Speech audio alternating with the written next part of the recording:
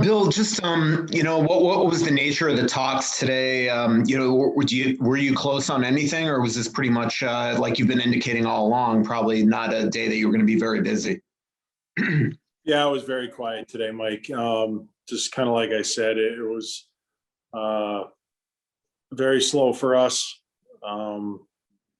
Didn't talk to nearly as many people on it as past deadline days, but that was all kind of part of the plan. I think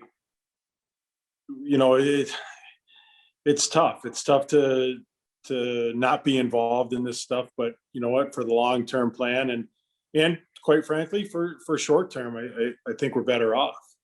And the day went slow, exactly like we thought it would. On rentals, was there any part of you that thought of altering plan when you saw some of the prices, like Mikey Riley going for a third-round pick, or was that never a part of your thinking? It just wasn't a part of my thinking. I mean, we're just not in a position right now to be, just using the assets that we have for rentals. I think our day will come, but with how well our team's performed, the chemistry that we have on our team, I don't feel the need for it today. And you know what? Like I said, our time will come where we do that, but today just wasn't the day. And conversely, with quote unquote hockey deals, was it complicated too, based off one, expansion problems it could create, but two, the fact that you do have some significant players to re-sign this summer that you probably didn't want to add a lot of term or money to your roster now? Yeah, we've got some of our own internal housekeeping to do this off season. So, we've got quite a few UFAs on our team, and we'll have to address their situations at some point in time. So there's a lot of work to be done. So to make that type of deal could have really complicated things.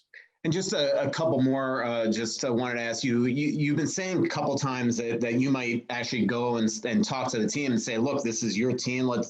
You guys got us here, get it done. Will you actually, I know you were talking proverbially that you would do that, but would you actually meet with the team and sort of have that type of meeting? Like, here, I'm giving you the confidence to go and prove us something here? Yeah, I might meet with them tomorrow. I haven't made my mind up 100% yet, but I think the guys really know how I feel about them. I'm around all the time, with this year being what it is, and the lack of scouting and going in and out of our protocol. I'm around, so I talk to a lot of the guys, and I have great confidence in this group. And just lastly for me on a totally different subject, Lindbergh and Henschkes, their seasons are done. Is the plan for them to go back to school, or would you look at maybe bringing them in? No, we're talking to them now. I've got Bomber and Hendy kind of seeing what they want to do. They can both go back. So, we'll give them, we'll give one time to lick his wounds and one time to celebrate. And, we'll address that soon. Thanks, Billy. Yep. Go ahead, Sarah. Bill, what we're even just having 2 first rounders, I mean, was that a non-starter for you? I'm sorry, can you say that again? The first round picks, having 2 even, was that just a non-starter for you to part with them? Oh yeah, absolutely not. We weren't doing that at all. That would have to be something really special for us to do that, and that just wasn't available. In a way, Bill, does it kind of feel or look like addition by not subtracting, in the sense that, you do hold on to your RFAs, you re-sign Foligno before the season, who would have been you would have kind of been at a make or break decision with him at the deadline, and Ian Cole. I mean, do you see that as reinforcing, like you said, the belief in the group as is, and you kind of already kind of made your bed and now you stick with it? Yeah. I mean, we've, like you said, we signed Marcus, we made a trade. I think we have a good team. And what, we have we have good forwards. Our power play is coming alive right now, which is nice. Our defensive core is, as good as any in the league, and our goalies are playing fantastic. So, we feel we can. Hey, look, like I've said it, the league is so close and so tight. We feel we can beat anybody, and we know that anybody can beat us. It's just the way the league is set up, and it's good. But like if we just get into the playoffs, and we can size up our opponent and go round by round. So I'm confident. You mentioned, kind of the summer off-season to-do list. I guess, how confident do you feel that you will be able to re-sign and just do what you want to do amid the restrictions and expansion and the flat cap and all that? Yeah, well, we're gonna have, like I said, we have a lot of work ahead of us. I'm confident. I mean, a lot of these guys are RFAs. Some of them with rights, some of them without, and we're gonna have to try to negotiate fair deals with these guys, and that's part of it, though.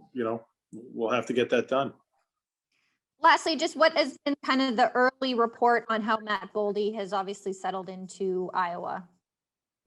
Well, he's off to a pretty good start. I think he's settled in quite nicely. He had a good first couple games. From all reports that I hear, he gets it. Doesn't matter where you're drafted or how high you were picked. He understands that he's a rookie, and he's handling himself as he should. And but when the pucks drop, he has been a major contributor for 2 games. Thanks, Bill. Thanks, Sarah. Go ahead, Dane. Bill, I know it might sound cliche, but you don't make a move, but you get Marcus Foligno back from injury. Does that feel almost like an addition at the trade deadline, just with the timing of it?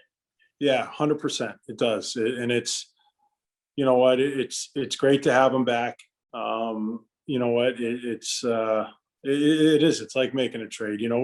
When you're without one of your top guys for a month, that's a long time. That's 4 weeks. There's a lot of games tucked in there that we were out without one of our leaders. So to get him back is definitely a bonus. We're approaching being at full health. We're still missing Bugey, and he's recovering, but getting Marcus back is a big lift.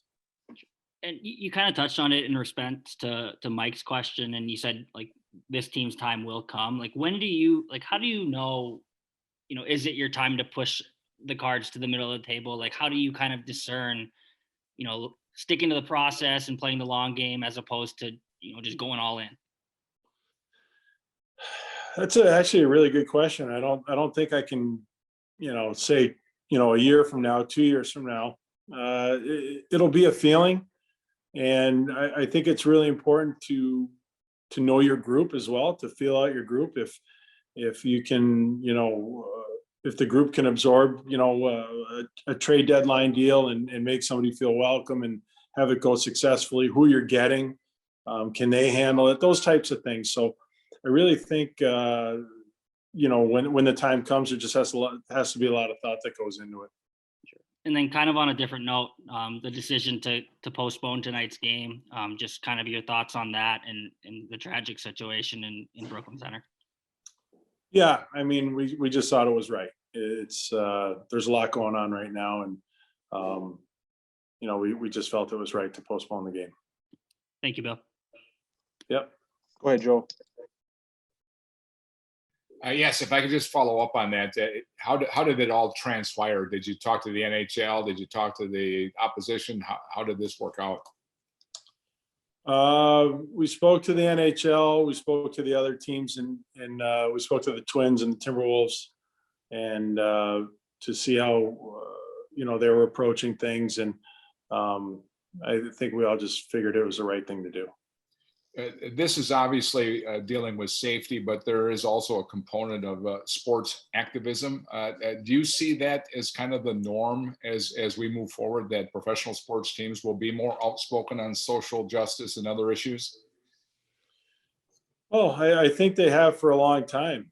And I think they have, more than ever, especially recently. And, That's just, I think, especially with social media, people have a platform, they have a voice, and it's something that they use, and that's just the way things have gone. And I take it as an organization, you don't discourage it at all. No, we don't. Okay, thank you. Go ahead, Dan. Yeah, Bill, going back to, some trade stuff, I know just based on what you think of this team, this was obviously a non-starter for you, but I mean, did you get any feelers, any calls today from teams asking about your guys that are pending UFAs? No, to be quite honest with you, we didn't. I don't like, I've been talking to people for weeks now, and that's kind of been my message. And you don't try to, you just shoot straight with guys, and you give them the situation that you're in. And hey, look, if we're in a playoff spot, we're going to hang tight. I'm going to keep my guys. If things went horribly wrong and we weren't, that'd be a different story. But you know what? We're in a good position right now, and I think everybody just kind of knew where we were, so nobody was really calling to pry guys away from us. Thank you. Yep. Go ahead, Kevin. Oh, Billy, I just was curious, your experiences as a player, being, as you've called it, a rental, and being on the other side of it, how much has that helped you in your position now as general manager to kind of know how to sift through when to make a move and when not to? Well, I think the when to make a move and when not to is something that I've had to deal with as a general manager. What I think my playing experience and being a rental before will help me when we actually do it, and deciding who to get, and and how to treat them, and what's going through their mind, because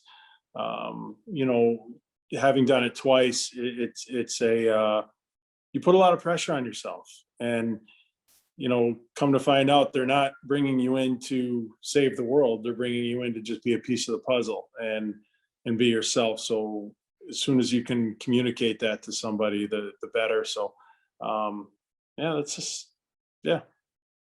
And with this team in particular, we've heard the term chemistry thrown around the game of hockey for decades. And a lot of your players, including Marcus today, have spoken about how well these guys get along. You watch these games, even though we're not traveling this year on the TV side of things, you can just feel how much fun they're having together. How much does that play into what you're doing and knowing you've got something kind of special right now in the room? Yeah, when guys act the way that our guys are right now, and they are laughing, they're joking with each other. The room's light right now. There's not a lot of tension. It doesn't matter what the situation is. I mean, you saw us get blown out in St. Louis the other night. The guys come right back and they played great, even though we lost in overtime. They played great that whole 60 minutes. So they're focused, they're loose, they're enjoying the game, and to me, that's an extremely important part of having success in this league, is that you have to enjoy it. If you take yourself too seriously all the time, you're going to burn out. Thanks, Billy. Thanks, Bill. Thanks, everyone. Thank you.